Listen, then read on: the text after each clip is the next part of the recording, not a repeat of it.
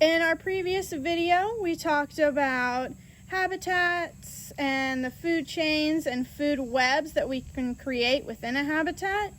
So if you'll follow me, I'm going to show you some of the habitats we have right here in the garden.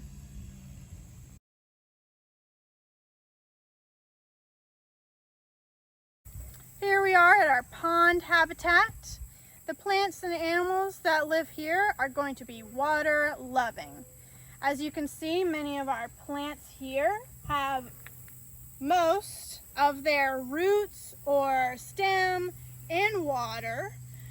So they grow really well in the water environment. And we have fish, some turtles, and a lot of insects like water, such as dragonflies. They lay their eggs in water. We have frogs and toads. So a pond environment is a really rich environment. You also need to take care of. And the water needs to be healthy. The soil, the plants, everything around it needs to be healthy as well. Now we're here in our pine forest habitat. In this habitat, you're going to have a lot of animals that live way up high in the trees or way down low, either buried in the ground or right down close to the ground in all the bushes and the plants that are down here.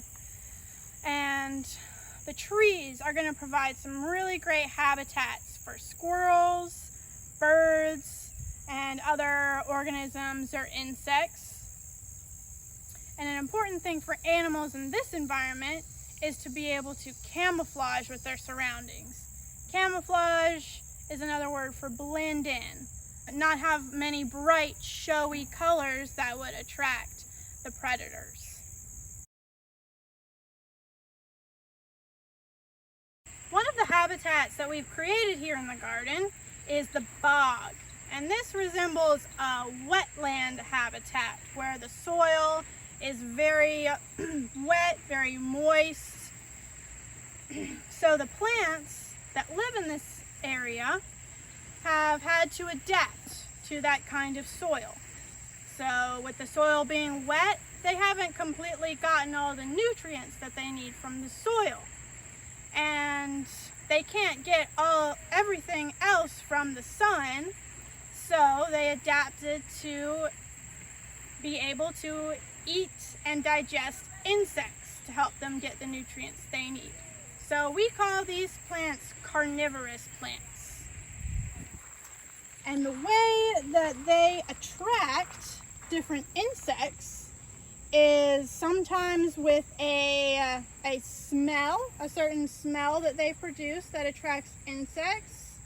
And in these Sarracenia plants you see right here, they get trapped in that very long tube and get stuck in the bottom and can't get out, and then they become yummy food for the plants.